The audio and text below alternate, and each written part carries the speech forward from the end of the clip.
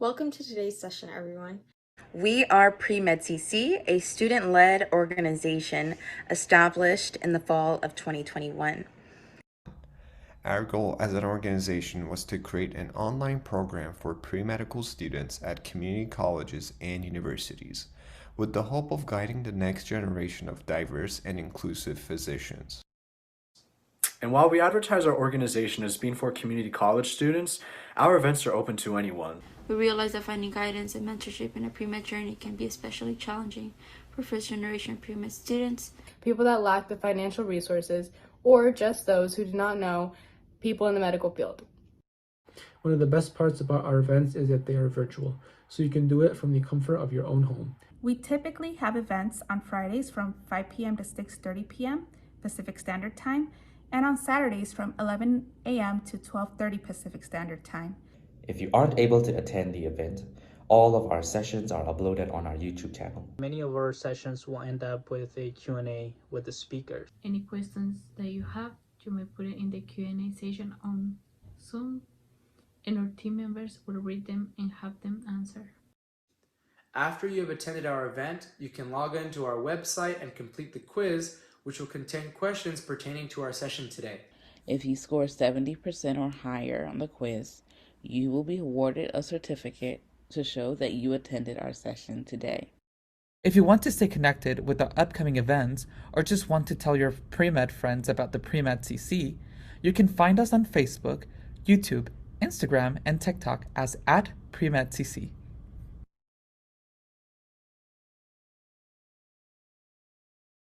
All right, I'm just going to do a little brief introduction and then we'll hand it off to Dr. Woods. So Dr. Woods grew up in Jacksonville, Florida, and at the age of 16, she was emancipated and left home due to an unsafe environment. For many years, making ends meet was difficult, even living in her car for a short time. In her early 20s, she worked seasonal travel jobs in Europe, Alaska, and Baja, Mexico. Once back stateside, she enrolled in community college, where she reconnected with her teenage dream of becoming a surgeon. She attended Cabrillo Community College in Santa Cruz, and eventually she transferred to UC Berkeley. She started medical school at David Geffen School of Medicine at UCLA at the age of 34 and graduated AOA and as a member of the Gold Humanism Society.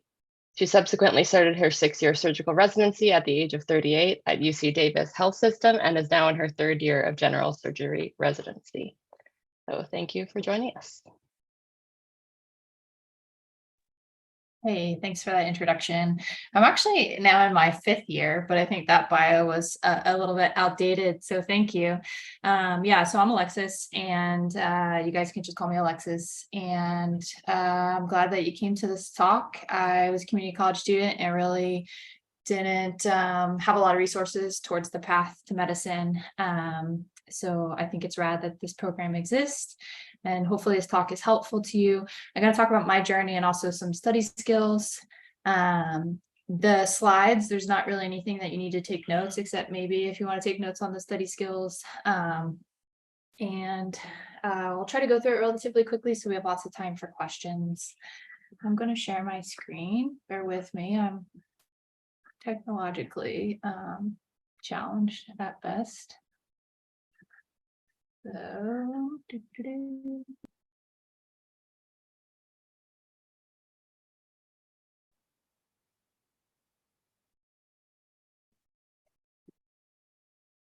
you guys can see the slideshow? Yep. Sweet. All right. So yeah, as Trinity said, I grew up in Jacksonville, Florida, and my home life was pretty volatile. My mom was mentally unstable. My dad was an abusive drunk. Oh, I'm giving a talk, baby. Can you go out? No, my ear still hurts. I'm sorry to hear that. Sorry, my 3-year-old has an ear infection. Give me just 1 second, and I'm gonna.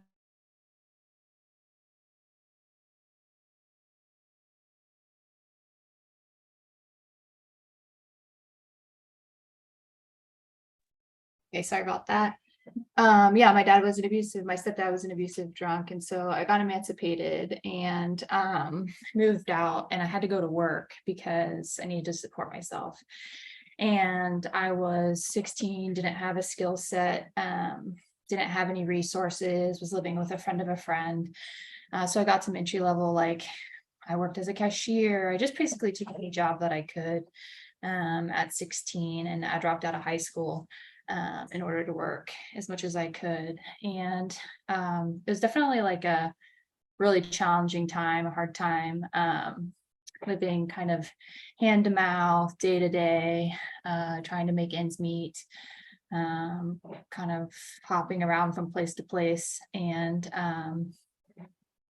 I like lived in my car for a while. I slept on people's couches, and then sort of got my feet under me after a year or two. And during that time, I went to a community college and finished high school through a high school completion program, so I could get a high school diploma. And I looked into community college at the time, and they required me to file financial information for my parents. Despite me being a legal adult, I still had to wait until I was 24 to be considered an independent, and not file that information, and didn't have access to it. And so I just felt like, oh, okay, I guess college is not an option for me. And I had been interested in medicine. Like I had gone to like an IB, an international baccalaureate high school. So I was a straight A student and when I was younger, but then, when things just became untenable, I like had to make drastic choices in order to keep myself safe. And so I kind of just put all that on the back burner and just thought, okay, well, like that is not an option anymore. So I got to figure out what I'm going to do. And, when I was 21, I got a job randomly applying on the internet to go work in this ski lodge in Germany for the Department of Defense as a civilian. Super random. I was there for 18 months. I had never seen snow or mountains, so it was kind of a trip working in a ski lodge, but it was a great opportunity to travel Europe and live. I didn't make much money, but I worked a lot, but I was able to travel a little bit. And then that kind of gave me the view of like, oh, I can get out of Florida and continue to take these seasonal adventure jobs. I worked with people who would tell me about other companies. And so then after I got out of Germany, I went and worked on a boat for a year for this company called Lindblad Expeditions, who are partnered with National Geographic, and did 2 summers in Alaska and a winter down in Baja. And then lived in Baja, Mexico for a little bit. And this was like a wonderful time to kind of just explore and see nature and do a lot of soul searching about what I wanted to do with my life. And I did this from the age of 21 till I was 24. And then I moved to Portland, Oregon after that. And so it took me like a year or two in Portland of working full time. I was working in a nightclub, I was working in a restaurant, I was working at a credit card company. And it took me like 2 years to get to a place where I felt like, okay, now I can go to community college, because I just couldn't figure out how to like make enough money to live and support myself and go to school. I had wanted to get out of the service industry. And so I'd taken this credit card job, and it just didn't support my goals. Like I just couldn't see working full time, 40 hours a week, and then going to school at night. And I was feeling pretty burnt out anyways. And so I went back to waiting tables part-time, and I went to community college in Oregon, and it was great, but it was kind of expensive there. And I knew that my goal was to go to UC Berkeley, because I liked its history of like with the free speech movement, and I liked its social activism and its history. And so I got it in my mind that that was the school I wanted to go to. And so I figured I should probably move to California and become a California citizen to get in-state tuition. And I was studying in Portland. I studied psychology because I thought, well, that's probably like a valid career like path. Maybe I could be a therapist and work with queer and troubled youth, because a huge part of like me leaving home and kind of going through like a couple of years of dark times is I had a lot of internalized homophobia. I grew up in the Bible Belt. I grew up super Catholic. So I just had a lot of unlearning to do. I didn't have any like good queer role models.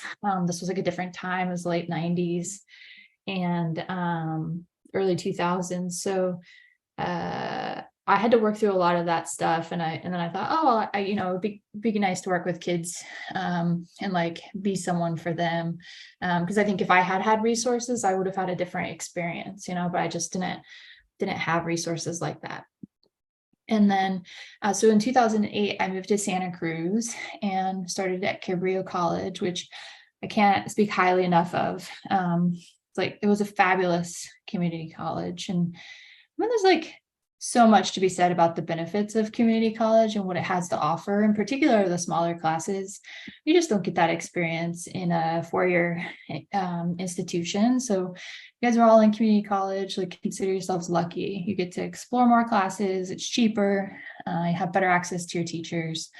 For me, I was 10 years older than most of the other students. So I was 27 at the time. And that was kind of a trip. I was like in chemistry with like a 14-year-old. I just really had to put my ego aside about like the age thing. I mean, the nice thing about community college is it's kind of a mix, right? Because there are plenty of people my age, but it definitely, it was like, you're going to age anyways. So you might as well be doing the thing that you want to be doing. And that is what I told myself, like along this path too, about like medicine and surgery. Like it's a long road, but like, I'm going to be aging regardless. I should be doing the thing that like speaks to me and follow my heart. And like the universe has a way of redirecting us. So if it doesn't work out, it doesn't work out. But like, I don't know if I don't try. But while I was at Cabrillo, I met some cool people, and one of them was my best friend in college. Her name was Marie, and she was like pre-med. She was like the most responsible 20-something-year-old I'd ever met. She's like fiscally responsible, great head on her shoulders, definitely knew her path. And like in talking with her, kind of reignited my interest in medicine. And so we started this pre-med club at Cabrillo, and she was the president, I was vice president, and we went and volunteered at this free health clinic called Rotacare. It's like the Shriners, and they have, I can't remember how many, I feel like it's like 6 or maybe more different clinics around the Bay Area, and they're free. And there, I got to really see like how lack of access to care could make, complication, like such serious complications out of like very treatable illnesses. And that made me even more interested in like providing a service to my community and pursuing medicine as a career.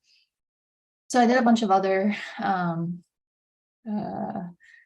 extracurricular activities. They're listed there. I worked throughout this time. So I was still studying psychology the first year, but then I changed my major to I wanted to study neurobiology. And so to do that, I had to take 2 years of biology, 2 years of chemistry, physics, all the prereqs. And so that extended my time at Cabrillo for an additional 2 years. So I was actually in community college for 4 years. And that is what happens when you change your major and you want to study hard science. And like, that's okay, right? Because it was the thing that really like, I felt like I came alive talking about the brain at the molecular level. And I had a biopsych teacher, and I'd be in his office every day talking to him. And he's like, you are studying the wrong thing. You need to change your major. And I was like, oh, you're right. I should change my major. And, there were like great mentors there, the teachers. Eve Tan was a biology teacher there. He was wonderful. And John Carruthers. I mean, there were just so many. And I'm so grateful for my time there. One of the cool things about community college in California is we have the IGTC, which is that like transfer agreement with the UCs, all except UC Berkeley. I think UCLA also doesn't do it, but and so I followed that. I went to the counselors at Cabrillo, and counselors are a mixed bag. Some are wonderful, some are trash. And if you go and someone tells you, like, dissuade you from pursuing your dreams, just go see someone else. If someone isn't helpful, just go see someone else. Because you just keep seeing different people until you get someone that's going to listen to you and support you and help you in your goals. And then there was this Transfer Alliance program project with UC Berkeley. And so I applied to that and got in and worked with this coordinator called Gina Morris. And, I am really grateful for these programs and these agreements, because I didn't know, like, I was estranged from my parents. My mom didn't go to college. My stepdad was not someone I utilized as a resource. I wasn't really talking so much with my sister at the time, so couldn't like ask for her experience. And she went to a 4-year university. So it was different. So I really just had my peers to rely on, and then whatever resources were available. But there are so many. So like look and see. I mean, even this program is amazing and can connect you with great people. And I feel like there are so many programs out there like that. And it's just about being self-motivated to find them. I put on this slide imposter syndrome because I feel like is something that's really common. And for me in particular, it has like come up at kind of every stage of this journey. Because like to some extent, I still always like see myself as like this homeless, like high school dropout. But like these are just stories that our brain tells us and they don't serve us. And so like I have a personal belief I'm exactly where I'm supposed to be at every step. And like, if it wasn't meant to be, I wouldn't be. And so I try to remind myself that like when the imposter syndrome stuff comes up. So if you're experiencing that, everyone has a different belief system, but that helps me sometimes. So luckily, I got into UC Berkeley. So that was a dream come true. And I also got a scholarship that was wonderful and kind of helped subsidize my 2 years at Berkeley. And as a result of taking loans and different scholarships that I got, because there are a lot of scholarships out there that you just have to apply for. Peggy and Jack Baskin is for one woman who is like comes from some underserved area or demographic at community colleges. And I think it's 3 different community colleges. And then you just have to give them progress reports. But as a result of that, I didn't have to work anymore. I didn't have to wait tables anymore while I was at Berkeley. So I could really just throw myself into my studies, because it's an adjustment going to a 4-year college. The classes are different. The pace is different. It felt more rigorous. But I also wanted to do research, and I worked in a genetics lab studying fruit flies and regeneration, and did my senior honors thesis there and did a summer fellowship. And that summer fellowship helped subsidize me through this summer between my junior and senior year so that I could pay my rent and not have to work outside of school. And I'm really grateful for that opportunity. And I know it's not the same for everyone, but I feel like there's so much money out there that never gets, like people just don't apply for. And so again, just doing the legwork to find funding for yourself, because loans can be brutal. And luckily I didn't have too many from undergrad, but med school kicked my butt. So, the thing is like the best laid plans too. I was supposed to study for the MCAT between my junior and senior year while I was doing this research fellowship. And I ended a long-term relationship that wasn't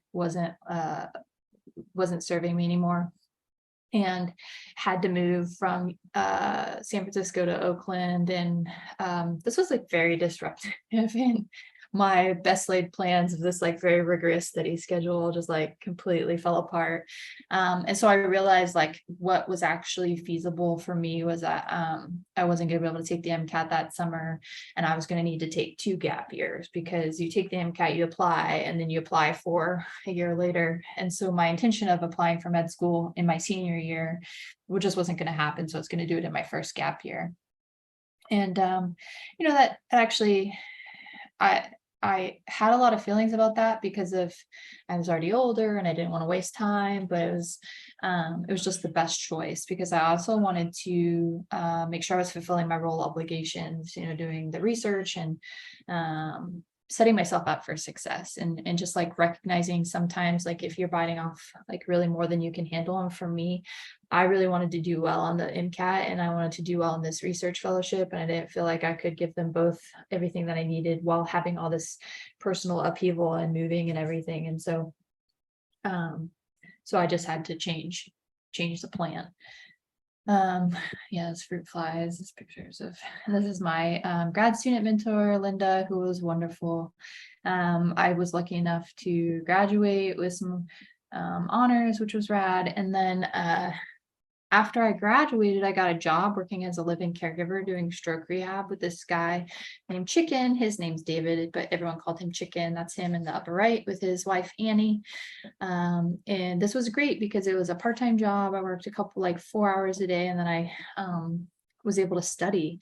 And I created a pretty rigorous study schedule for myself for the MCAT that ultimately wasn't super realistic and had to make adjustments. But for me, I felt like I had to study a lot for the MCAT. There were a lot of holes in my knowledge of chemistry and physics, and so this was before there was a social science portion yet. Sorry, I can't speak to that either. But I definitely like had a schedule that I kept to. I did like it's on my next slide on study skills, but tomato timer was like my best friend. It was really important that I had a good support system with the partner that I had at the time and the people that I worked for, and they understood what my goals were. And I definitely one thing I will say is, like, if you are figuring out when you're going to take your MCAT, try to sign up early and then stick to it, because I waited too late. And I had to drive to Bend, Oregon to take it like within the time frame I wanted to, which was fine because we got like a little trip out of it, but not optimal because I lived in Oakland. And also it's expensive. So you're spending money. And it could have been a lot easier if I was able to take it locally, but it had filled up at the time. So just something to kind of keep in the back of your mind. And I was too poor to get like a Kaplan study or anything like that. But I had my friend Marie, she actually had applied the year prior to me and taken the MCAT the year prior. And so she gave me her Kaplan books, and I think she even gave me the login to her app, which I accessed some of the stuff. Not that I'm recommending that, but I'm also not recommending that. Is that right? Anyways, sometimes you just got to share our resources. And I'll just go on the next slide. I just want to talk about study skills, like during the undergrad MCAT period.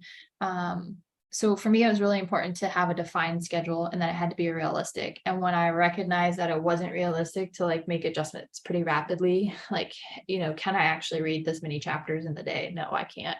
How many questions can I actually get through and read the answers to, so I understand the rationale of why it's right or wrong? And I would, like I said, use Pomodoro tomato timer, which is where you like study for 25 minutes, take a 5-minute break, make sure I would stand up, move around, use the restroom in that 5 minutes. And when I was focusing for that 25 minutes, I turned off all notifications. I wasn't texting. I wasn't doing anything, but actually like studying and focusing on the work. And then I would make sure that I created breaks within the day to work out, lunch, so that it wasn't, so I kept like a healthy balance while keeping like a good structured schedule. I did as many question banks as I could get my hands on. I did as many practice exams as I could. I think I took 17 MCAT practice exams, which is excessive, but what I would do is I would try to recreate the conditions as best possible. So I would get up and have like the morning that I would have for the MCAT. I started the exam at the time the MCAT started. I would limit myself. I went to a different location from where I studied and like in my home. And did the timing. And so I just tried to keep myself to that experience. And I had taken this class too about maximizing like learning, and they had recommended putting your brain in alpha waves, kind of weird, but in alpha waves. And the one way to do that is to listen to Baroque classical music. And the idea is that when your brain is in alpha waves, you're able to retain more information. And then obviously you're not listening to Baroque music as like a recall technique during the test, but you're supposed to pair it with some sort of like tapping or some sort of like physical thing that you would do with yourself, sort of like Pavlov's like operant conditioning. And then you would be able to like recreate alpha waves by doing that in the test. I didn't actually do that. I did listen to a lot of Baroque classical music while studying though. And then I used a lot of mnemonics. I made a lot of mnemonics up. So kind of just figuring out whatever works for you. because I think everyone's a little bit different, but this is what worked for me. So I applied to med school, and I only applied to 16 schools, and there was kind of a couple reasons for that. One is it's really expensive. So the whole process of pursuing medicine is like financially prohibitive. You know, it really feels like it is hard when you're poor. And I had been, you know, I was working 4 hours a day. I was poor. I didn't make much money. It was basically like room and board and a little bit extra money. And I didn't really have savings. I tried to save up as much as possible. And I had no health insurance, you know, so like if anything went wrong at any time, my car, my health, it was like a financial crisis and stressful, and always stressful. The other thing was that I only applied to states that had marriage equality, and at the time it was like only 17 states. This was pre-DOMA's overturning. And that was really important to me because I didn't want to go live somewhere for 4 years where I wasn't going to be an equal citizen. And then the other question was like, am I going to be openly queer on my application? Because you hear stories about people not wanting to do that. And like, I'm like masculine of center presenting. I'm pretty girly. I identify as a woman, but my gender expression, I would say, is a little more masculine. I just felt like if they're going to read my app and not be down with me being a homo, like what is even the point of me spending money to arrive and then being like, nah. So, and I think too, like a big part of kind of my story of like getting emancipated and stuff is like grappling with my, sexuality. And so it wasn't like front and center, but it wasn't hidden. I think it mentioned it in there. I think I can't actually remember my personal statement in detail, but it's been a lot of sleep deprivation since then, but it definitely was like not hiding it. And I got 6 interviews. I got 9 interviews. I went to 6 interviews, and I really wanted to stay in California, but I did choose. So most of the schools I got into were in California, and then I went to Iowa and I went to New Hampshire, and I decided to go to UCLA, and it was based on location and the financial aid offer. So I wanted the best financial aid package, and so then I went to UCLA, and you know, it was a dream come true. I'd worked really hard to get to this point, and I never really thought that while I was like going for it, I guess there's always in the back of my head thinking, oh, it's not really going to happen for me. And I was like, high school dropouts don't go to med school. And I was like, I was one of 2 high school dropouts in my class, which is a trip. And like, I went to school with so many inspiring people who had incredible stories about their backgrounds and where they came from and adversity they'd overcome, that I think it's possible for people to, if they really want it, I think it's possible. So like, don't let people dissuade you, keep trying. People who had taken the MCAT, applied multiple years, and then got in. And sometimes it's just who looks at your application, you know, and it can be really different from person to person or place to place. And so yeah, that I definitely recommend, like, if you don't get in the first cycle, apply again if you really want to go to med school. I did a bunch of things in med school that were fun. I was a student council rep. I did the medical genetics interest group, and I ran the selective. I did ultrasound interest group, and we put on like UltraFest, where we taught ultrasound to med students and people in the community. It was super fun. I volunteered at free health clinics. I worked with kids. I did some research on necrotizing soft tissue infections and cardiac stem cells. I really just spent the time trying to figure out like what I wanted to do. I forgot to mention, before I went to med school, the summer before I went to med school, I did this pre-med surgical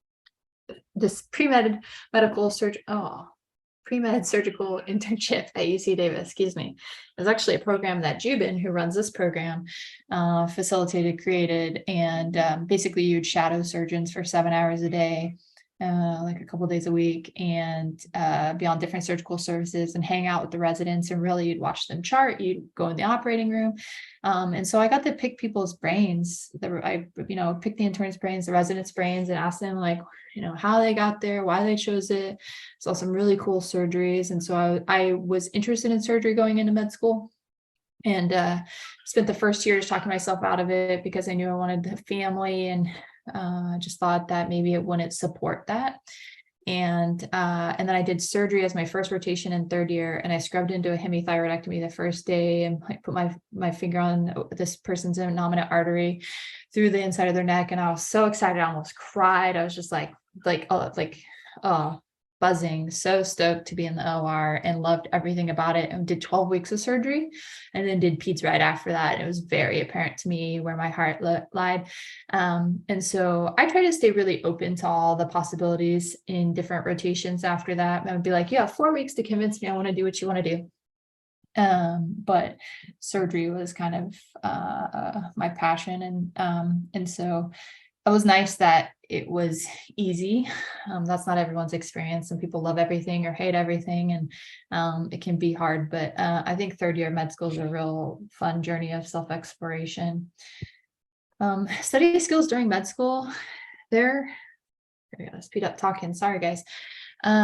So med school felt really different than undergrad because I needed technology. I couldn't write out my notes. I had like OCPD, which is like obsessive compulsive personality disorder. It's not OCD. I don't have intrusive thoughts, but I really like things to be neat and orderly. I like everything in its place and a place for everything, and things to be straight. And so I would like rewrite my notes in like colors and make them perfect. And in med school, you just don't have time for that. You really have to adapt to the volume. So, like iPad taking notes on the PDFs of the slides. So you're just adding some material.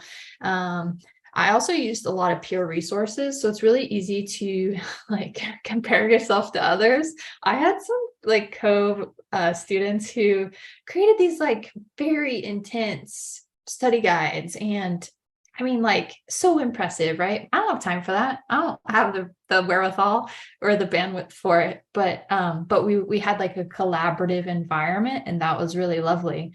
And the nice thing about the first years of med school and in schools where it's pass fail is like you're not vying for positions in the class. And it alleviates the competitiveness, I think, and then it fosters a collaborative and collegial environment. And so I would use as many resources as I could get. I tried not to compare and despair with my like fellow students, and like trying to find the balance. It's definitely an adjustment in the beginning, but to remember to continue to do hobbies and things you enjoy, like don't forsake it all, because you will burn out otherwise. Again, like having a defined study schedule, and it being realistic, you sticking to it, and then creating rewards for yourself. Again, Pomodoro, tomato timer, my best friend. And then for like STEP, which are these big giant exams similar to the MCAT, but now just for medicine and not as nitty gritty like chemistry, but there's a lot of biochemistry. Again, I like did as many practice exams, as many question banks as possible, and then utilize like other outsourced resources like Sketchy Micro, which is they're basically pictures that help you remember facts about different organisms, viruses, bacteria, pharmaceuticals. I'm sure it's expanded at this point, but that's what I used it for. And it was super helpful because you just like have to memorize a ridiculous amount of information. And so figuring out the best way to make that work for you if you're a visual learner. I had study groups. I had, a couple friends I studied with all the time, and we helped each other through it. And honestly, if you can explain something to someone else, you have a mastery of like that information. And so being able to kind of help each other through it, I think also help you solidify it in your own brain. Here's just some pictures of fun things, the ultrasound group, scrubbing in, some surgery, workshops. We were sewing pig's feet down in the middle, and research stuff as my clinical skills class in the bottom left, which was full of a bunch of characters, and we ate a lot of food. It was great. We would learn how to listen to each other's heartbeat and lungs and do different exams. And It was just a really fun time. During this time, I also met my wife at the beginning, like right before third year started, and we fell in love during my surgery clerkship. And when I was talking about what I was going to do, I said, well, how do you feel about me going into surgery? Because I knew like I wanted to marry her and have a life with her. And she was like, if you feel called to it, not many people are, and I support that. And that is essential to have a partner that is supportive, because there is a lot of sacrifice. Residency is hard no matter what residency you do. Surgery residency is long, but residency and like medicine residency, IM, and then a fellowship, that's also 6 years. So any way you slice it, you're going to put a lot of time in, a minimum of 3 years, but it could be 7, 8, 9, 10, who knows. And so, having a strong support system and someone who understands what they're getting to is super important. We got married in the second half of fourth year, which was rad, because then I did all my interviews, and then we went on and I submitted my match list, and we went on a month-long honeymoon, which was our wedding presents because I was still poor. And I applied to 25 residency programs, which is pretty low for general surgery, but I had done well. And again, I just like can't afford to apply. This was pre-Zoom, so things have changed, but this is when you still travel. It was expensive to apply, submit the apps. A lot of writing. It's exhausting. I got 16. I went to 16 interviews. I had more interviews. I went to 16, which is a lot. It was a lot of traveling, and sometimes it'd be like 3 states in 3 days, and it's been really, really exhausting. I was openly queer on my app and honest about starting a family in interviews, because I mean, like, I don't want to go to a program that doesn't like queer people and also doesn't like support residents having families. And I actually like had a pretty bad experience at a program in Arizona where there was a lot of ageism and gender discrimination in this interviewer. And he was basically like, you're too old to go into surgery. And I was like, well, okay, that's your opinion. But again, I was like, I'm going to get old regardless. So I want to be doing the thing that speaks the most to my heart. And, I just didn't rank that program. And I wanted a program that had like a good gender parity, because women are underrepresented in surgery typically. And I got that. So I decided to come to UC Davis. I had ranked them number 1. I decided I got lucky enough to match it, my top choice. But the reason I like this program is it's a big program. It's a class of 9 residents, 7 civilians, two military. And it's big enough for coverage and kind of tailoring your experience, like selectives to foster your career goals. There were a lot of families. We have more than gender parity. So every year, more than half the residents are female. Everyone's having babies. People are pregnant constantly. I was not interested in being pregnant, but just the fact that it was a family-friendly program, and the chair of surgery, Diana Farmer, like when you would interview, be like, don't wait to start your families, because they don't tell you this, but like a lot of residents, a lot of doctors have fertility issues, because if you put it off until you're done with training, unfortunately, and the stress levels and cortisol, that can make family planning much more difficult. And many of my colleagues have had to do IVF, which is not inexpensive. And so, just keeping all of these things in mind. I also wanted to see queer people in my program. I did not want to be the token gay. And I also thought about like quality of life outside of the hospital. Like if I have one day off, I don't want to be digging my car out of the snow. I want it to be nice. I want to be able to get outside and enjoy it. And so I've been really fortunate. I felt like I've been in the right place. I did 3 years of clinical duties. I just finished my first research year, and I'm taking a second research year. And I'm really grateful for the opportunity to do that, doing endocrine surgery research, and it's been fruitful. I've gotten a lot of experience doing things I've never done before. Here's just some fun pictures of doing surgery. Kidney transplant on the left, doing robotic cholecystectomy in the middle, some liver surgeries. And here on the top right is the all-female surgical team, and then like one male resident who was on the team. But it's not uncommon for everyone to be a female in the OR, which is rad. And at my institution, that may be uncommon other places. And then I just wanted to again talk about like the studying never stops, because you get through step 1 and step 2 in med school, take step 3 as an intern.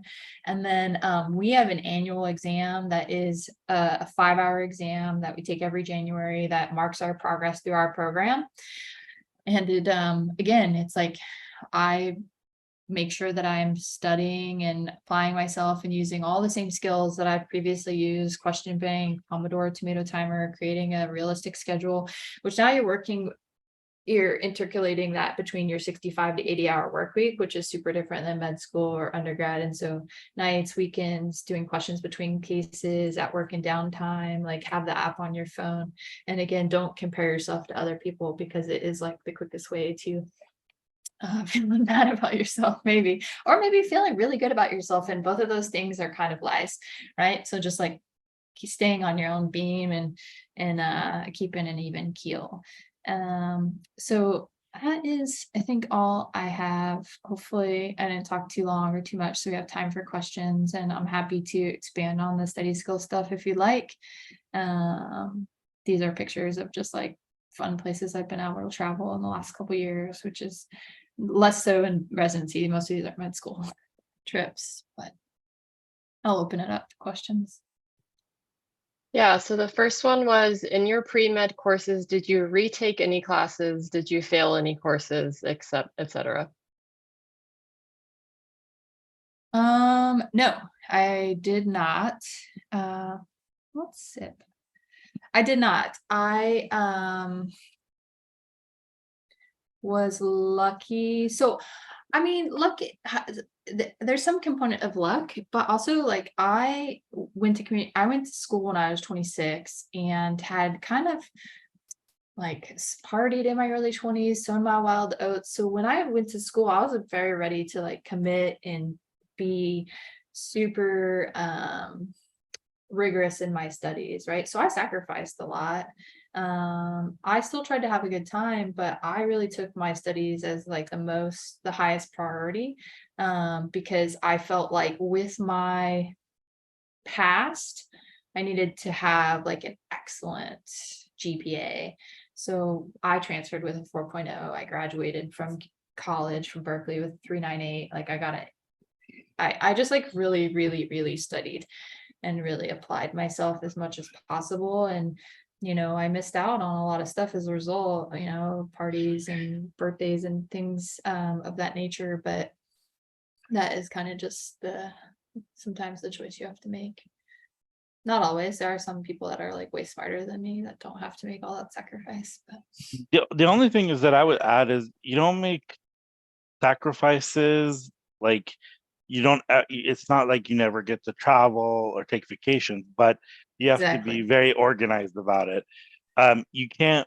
Most of your friends, if they want to take a road trip to somewhere, you can't do it. You got to plan for stuff, but you can do it. But again, if you're friends that are taking liberal arts classes, you can't hang with them in terms of like partying and having fun. Yeah, you have to be very strategic about your partying. In med school, I went out dancing twice a week and it was awesome, but I like went home at 1 so that I could get up and go to yoga and start studying, you know, at 7 a.m. or something. So sleep deprivation is, I think, gets worse in residency. Someone said, first of all, they said, thank you from a 35-year-old applicant. They said, we have a 1-year-old and my partner wants to work remote. What tips of resources do you have? What tips for resources helped you while having a family with a busy career? Yeah, that's a great question. So we had, I guess I didn't even talk about my kids. We had our first kid when I was an intern. So we had her in January of 2020, and then the pandemic hit in March 2020. So obviously it wasn't the experience we were expecting. And then we had another daughter 9 months ago. So I've had both my kids in residency, so I can't really speak to having kids prior to residency. But I did have colleagues in med school who had kids, and I mean, my experience in residency is that because my family comes first in my spare time, like I don't hang out with my co-residents in the same way that I did the 6 months before I had a child. And And so again, like I feel like, oh, I'm missing out a little bit on that experience, but my kids are only going to be young for so long, and I want to show up for my family, and it's already sometimes challenging with my work obligations to have a lot of gas in the tank. And so just like prioritizing that as much as possible. We've been lucky that my partner stays home. My wife stays home with our girls because as a sole income, a family of 4, it's really tight. So money is very tight. And I think a daycare would be really challenging. Definitely, like when you are looking at med schools and residencies, looking at like what resources they have available for childcare, if they have childcare, subsidized childcare for students, subsidized housing for students, which most places do.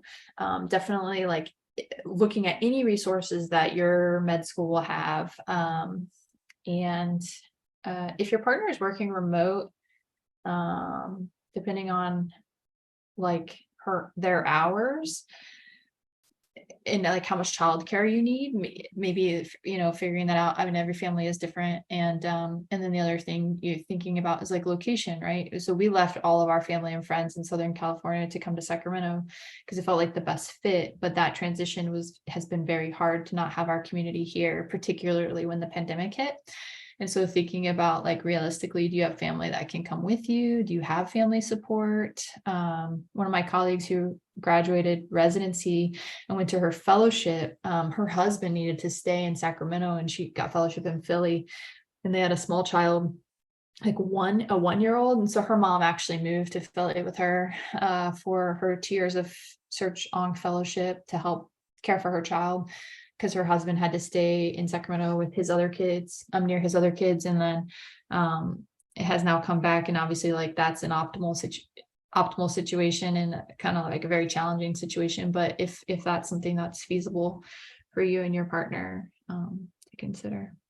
I don't know how feasible it is for most people to just up and leave, but hopefully that's helpful. The next question was, do you have any advice, maybe from other people that you've talked to, like in residency and just throughout med school, for overcoming a couple of bad grades in undergrad, and how maybe some of your colleagues swung that in their favor? Yeah, I mean, a ton of people do post-bac programs, right? So like maybe they studied something in the humanities and they take a bunch of science prereqs, or their GPA is trash. Or I remember talking with this guy, his GPA was like 298.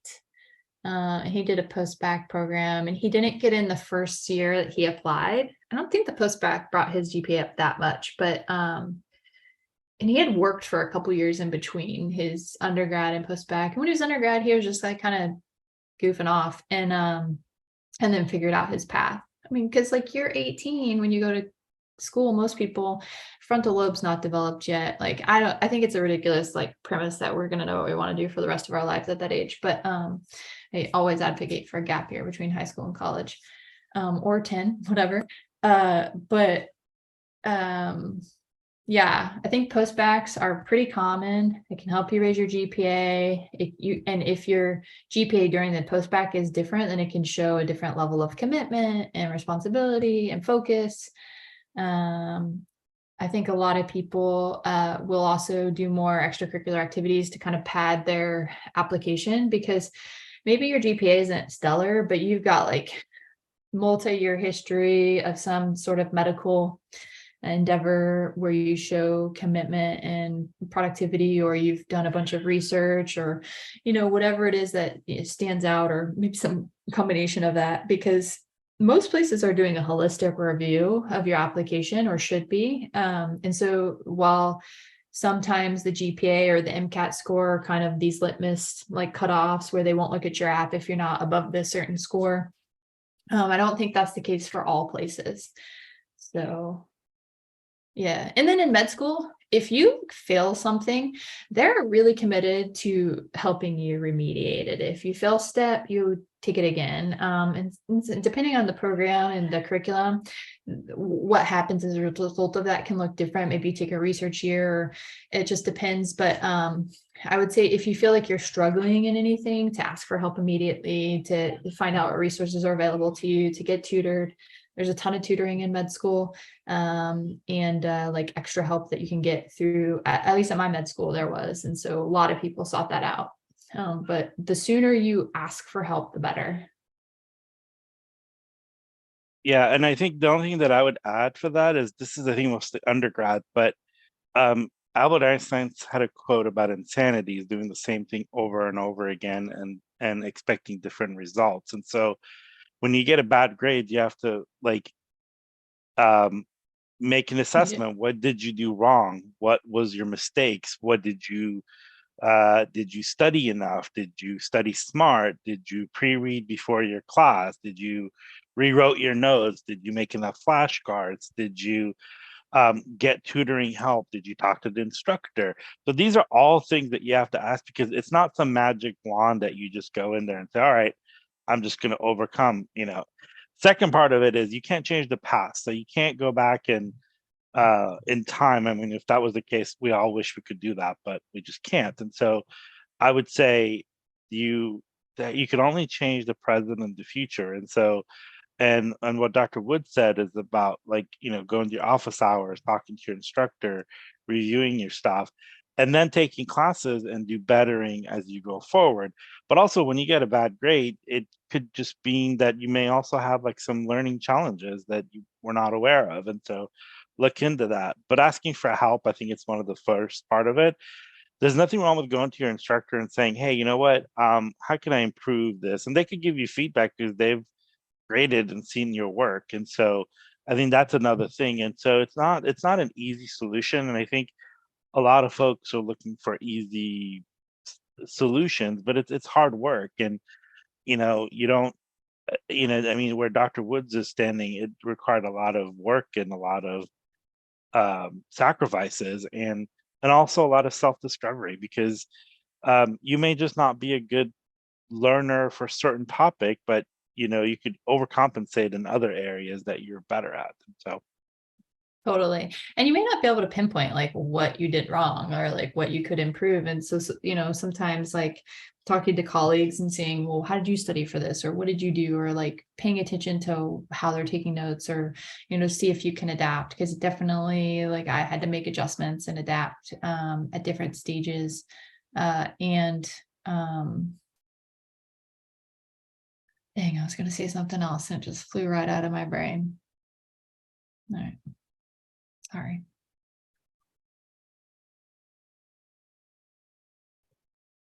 The next one was, what advice would you give pre-meds who are looking for paid clinical experience?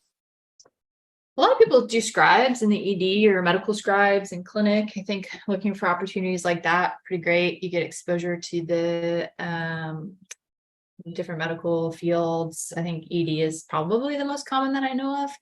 And so you get to see a lot of pathology and see patient-physician interactions and just explore the field a little bit more. It's definitely important to get yourself some clinical exposure.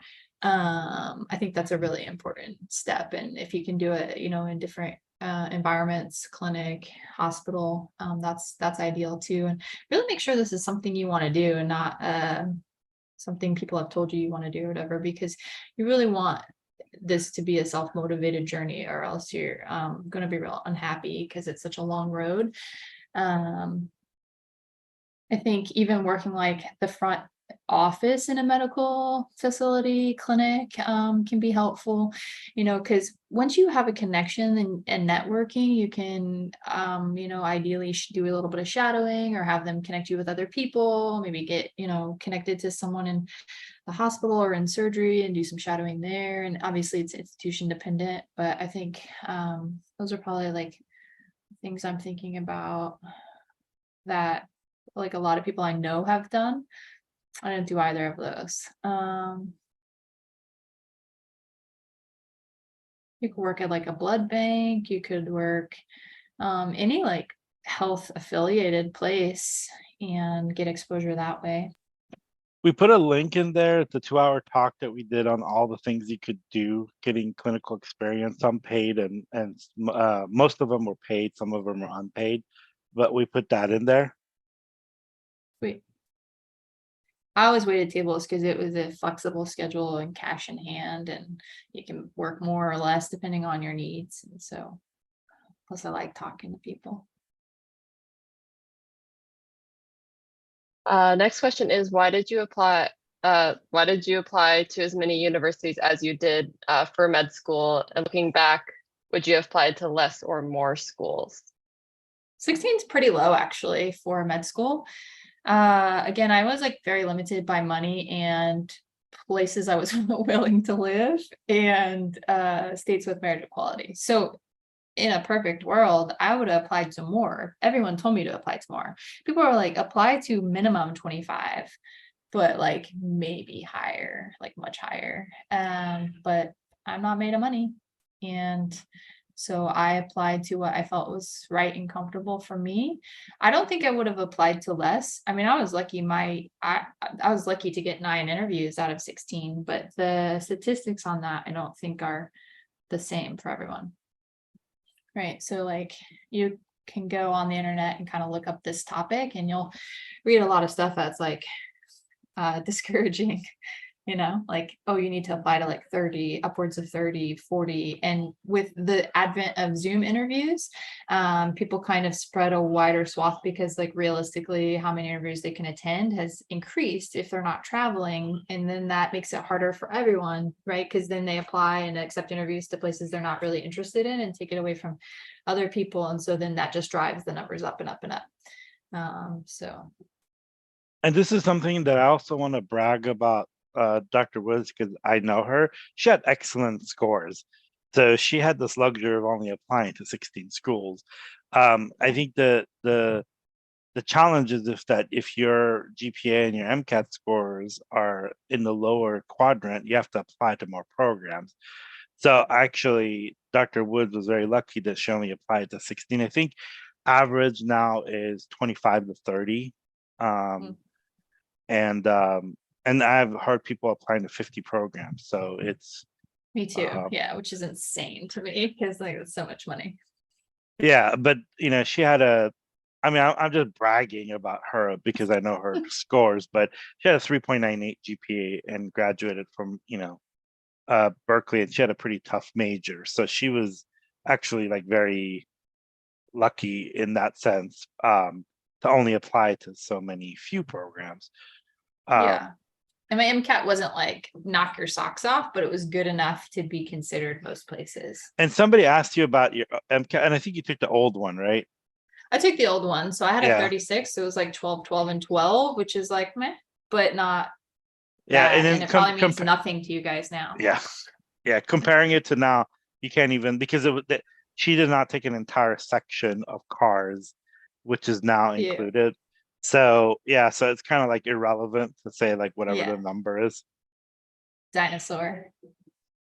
She took it with chisel and axe. Yeah, exactly. Not on the computer. Yeah. Was it seriously not on a computer? No, I'm kidding. It was, yeah. It totally Okay. was. Okay. It's like 2014. Okay. Someone asked, what do you recommend as a freshman to do?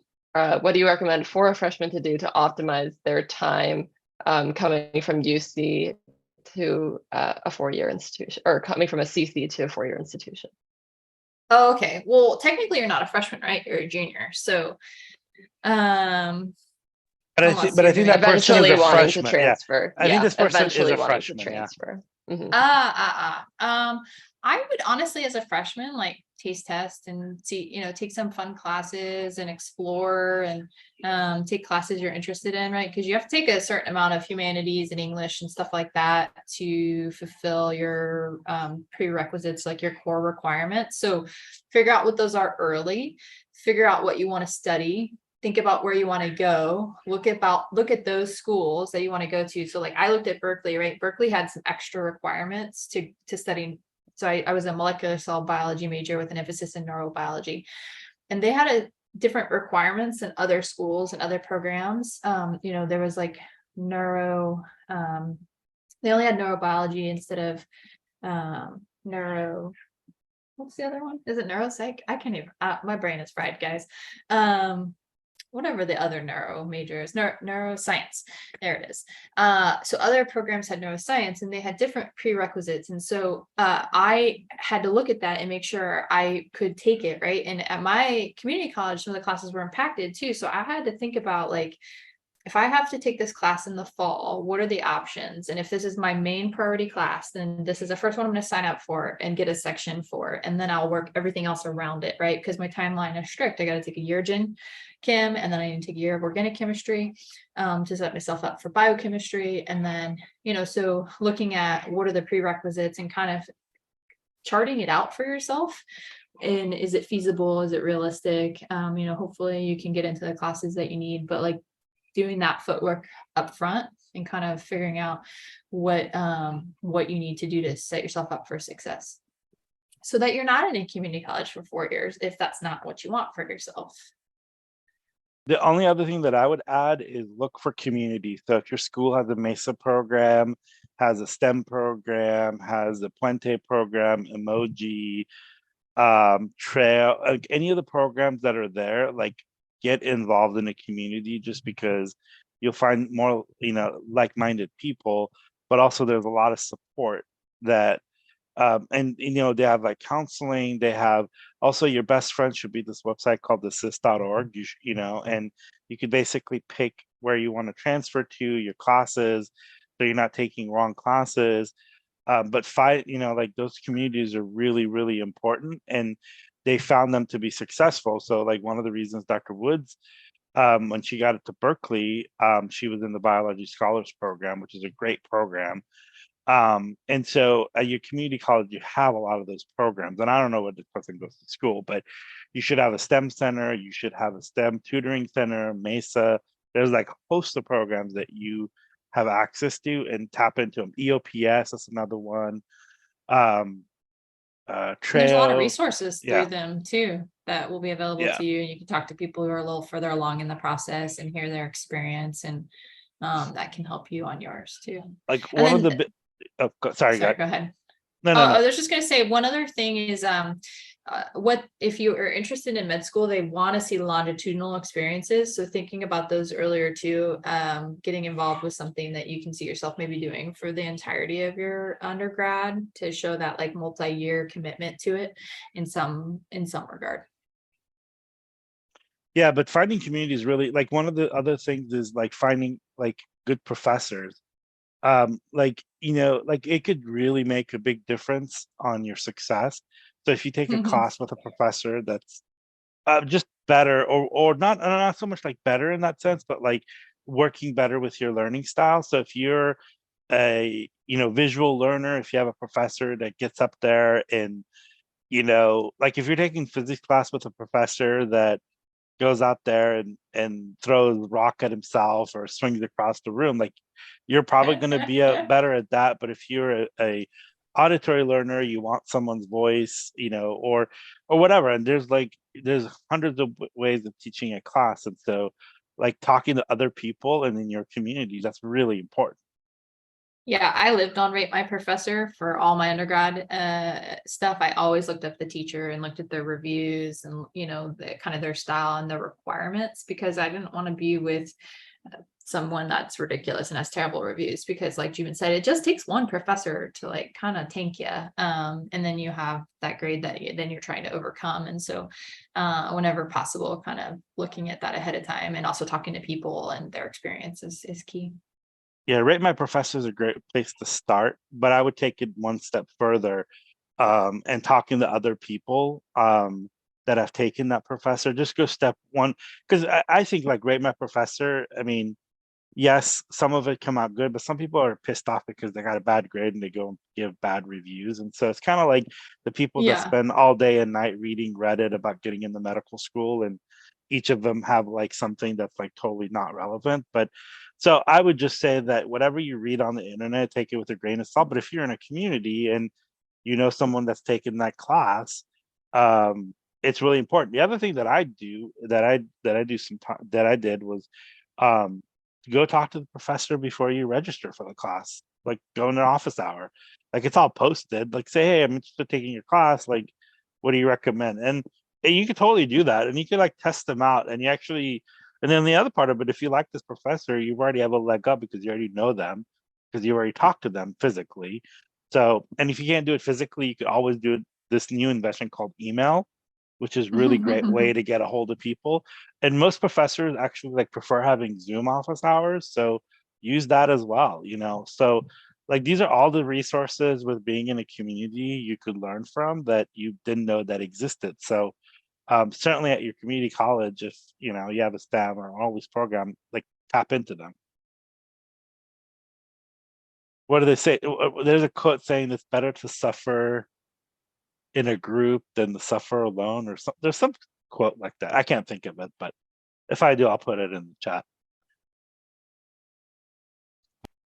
Another question was, is it common or is it getting more common for med students to start having families in residency? In brackets, I never knew about the fertility issue.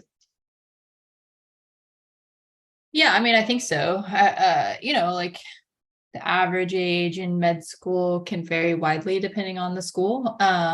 So I don't know a ton of like 22-year-olds having babies, but they're certainly out there. So if your average age in the class is 22, probably less people have kids, but multiple people in my med school class had kids. And I think at every level of that, and like variable ages too. Some people had multiple kids. I think as there are more non-traditional people entering the field of medicine, there are going to be more people who have kids. Residency programs vary, I think, depending on the program and the location, but ours has like 3 babies a year minimum. So yeah, it's very fertile in Sacramento. I think that could be really different in places on the East Coast where it's a different type of culture and environment, particularly in surgery. So that's important to kind of ask about and do research on. But you know, it's like you only have this life, so don't wait if you want to do it, and you'll end up in the right place for you. The next question was, did getting married affect your partner's financial status? I've heard myths of medical students' debt rolling over onto their spouses. Is it recommended to wait until after medical school for student loan purposes? I guess waiting to get once married. you're married and it's your debt together. I think it only rolls onto her if I die. And so hopefully I won't. Actually, technically, if you die, it could be discharged on death. Oh, really? So, oh, that'd be great. It's just my credit card that she might have to pay. Yeah, but the thing is, like, yeah, I mean, I think if you're like, if you love someone and you want to get married, like that's like try to like game a system that, I don't know. I think your happiness and your self-worth is more important than fearing debt. And I don't know, and Dr. Woods could tell you this, is we know a lot of people that graduated from residency that are not starving. They own nice cars, they bought homes.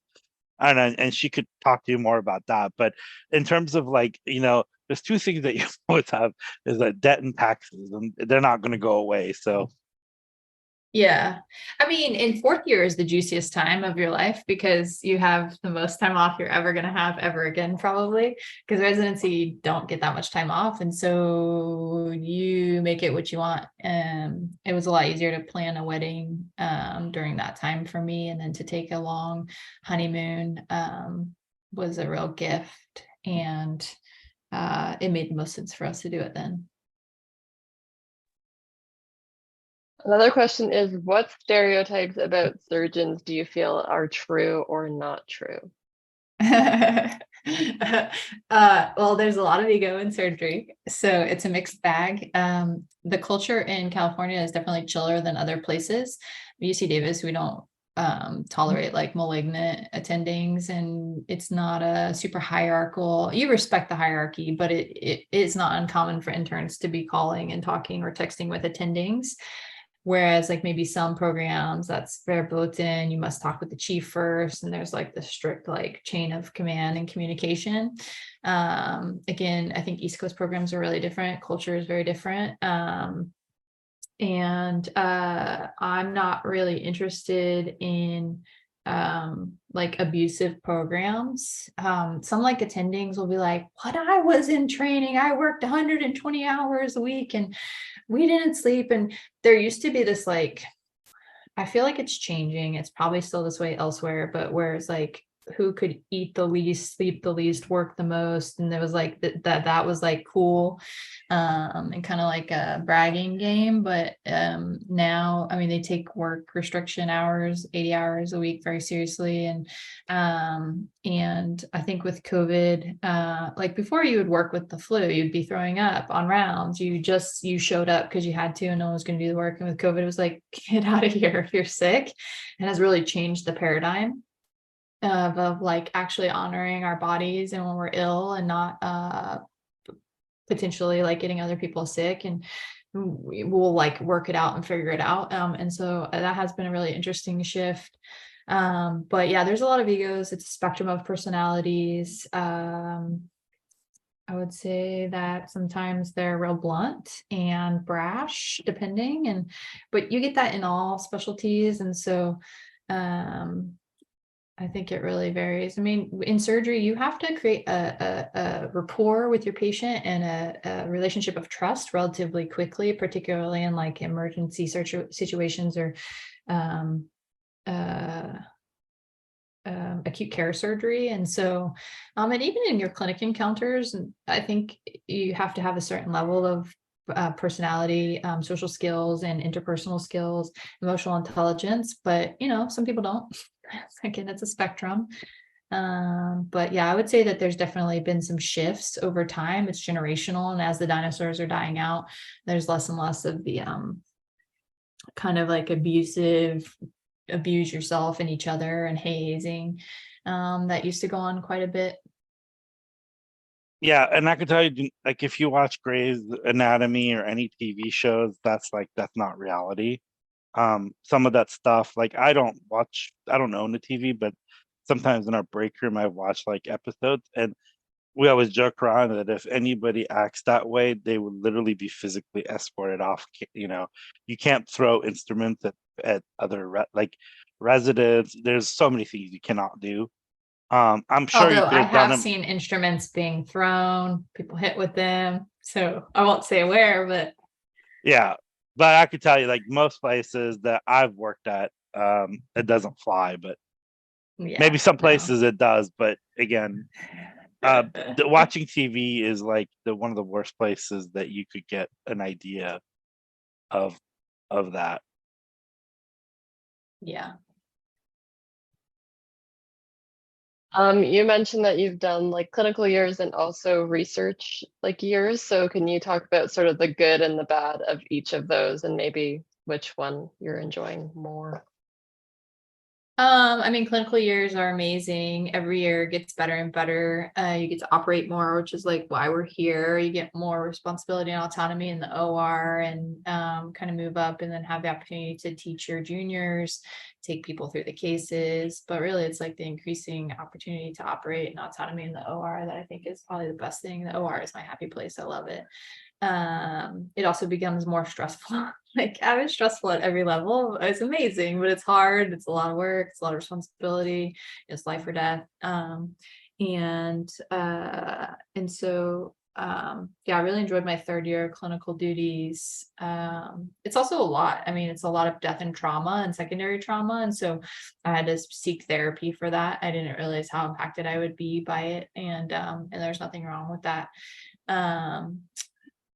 And research has been interesting because I have like autonomy again. We had a baby. I've also had 4 surgeries this year. And so that's been its own journey, and like orthopedic surgery. And so, yeah, it's been interesting. I don't love research. It's a means to an end for fellowship and just showing productivity. I have great mentors, but like ultimately I don't thrive on reading and writing book chapters and presenting. I hate public speaking. I'm shocked that I do this, but since I can't see you, it's fine. Yeah, so I prefer clinical, but I like don't love working 80 hours a week either. So it's nice to spend time with my family and make my own schedule. I work when I want to work, and my hours are whatever I want them to be, and I can do whatever I want the rest of the time. So it's just, again, like kind of being self-motivated, creating a realistic schedule to be productive. And then it depends on what your goals are. Like if you don't want to do a fellowship, you don't need to work that hard. But if you want to do a competitive fellowship, you need to be productive and publish and present and have a lot to show for your time. So Another it's question pros is and cons. sorry. Sorry, I Another was just gonna say it's question pros is- and cons for both. Yeah. Yeah. Someone was asking about how you get research experience, maybe at sort of all the levels of education. So community college, four-year institution, med school, like what that looks like. Yeah, seek it out. Look for programs that help develop you as a researcher or give you opportunities to connect you with mentors. I researched people that were doing interesting work and reached out to them, would, cold email people sometimes. But before I ever went to Berkeley, I talked to a couple people about research and met with them who were doing neurobiology research. And because I did the biology scholars program, that's how I got connected. I had found a mentor, a grad student, but then got in the program and then started working in that lab. But that was kind of my entry into it. And then I used that as an opportunity to stay in the lab as my senior year and do a senior honors project, which was extra, didn't need to be done. And then, but yeah, like, my experience has just been seeking it out. Same thing in med school. I sought people out to do research with them, people that I liked, that I interacted with through talks they gave or workshops they did. And and then just, would ask them do you have opportunities for research? I would be honest about my lack of experience and that I was looking to gain some, make sure that I had mentors, resident mentors when I was a med student. And I worked with a PhD in a lab. And then now the way that I found, so I was going to do colorectal research, and our colorectal department all left 5 months before I went out to research. And then I did a rotation on surg-onc and really enjoyed my endocrine surgeries, and the attendings are amazing. And I was like, hey, do you have anyone doing research with you? And they're like, no. And I was like, great, I'm going to be a research resident. And then it was such a fruitful first year that when I had told them I wanted a second year, they were happy to keep me on. And there's lots of projects, so it's quite busy. And doing things that I've never done before. I never wrote a book chapter. I never did a review paper. I never made videos. I never designed a randomized control trial, and I'm running it. I've never done any of those things. I've written a ton of IRBs now. So it's just an opportunity to kind of expand my skill set. Yeah, the other thing that I would add is if you're really interested in research, come next week. We have a bunch of people that are going to talk about research for an hour and a half. We also have a bunch of videos from different programs and things. And in the fall, we'll host a bunch of programs that are for just community college students that are summer programs. And also, if you're on our Instagram, we have a couple people from our group that are doing research at NIH, Penn, and a couple other places, and go check them out and talk and ask them questions when they're doing their IG takeovers. So there's a lot of opportunities, and the further you go along, the easier it is to actually come looking for you to do research. So if you have that you have to say no. Right. Yeah. If you have that little MD next to you, it's much easier than first year undergraduate. So yeah, and that'll be available to you, kind of what do they say, baked into the training. Totally. And just don't overcommit when you're like in transition, right? And when you're first starting at four-year university or first starting at community college, just kind of like make sure your classes are you're prioritizing those and then add things on after. I actually have to hop off pretty soon. Yeah, if you have a 2.0 GPA but you published in Nature, you're probably going to have a much harder chance than higher GPA and like no publication but a little bit of experience. So don't sacrifice your grades. Yeah, no, if you have to go, we can't All the hold you Q&A hostage. questions are answered for once. We did it. We can't hold you hostage, so. Sorry, I just get it. My 9-month-old is going down to sleep, so I have to go be with my 3-year-old. But hopefully this was helpful. And if it wasn't, like, just go to another one of these talks because they have amazing things all the time, and it's like such a great program. So thanks for having me. Thank you, Dr. Thank Wood, and have fun with racing around a 3-year-old. Thanks, guys. Take care.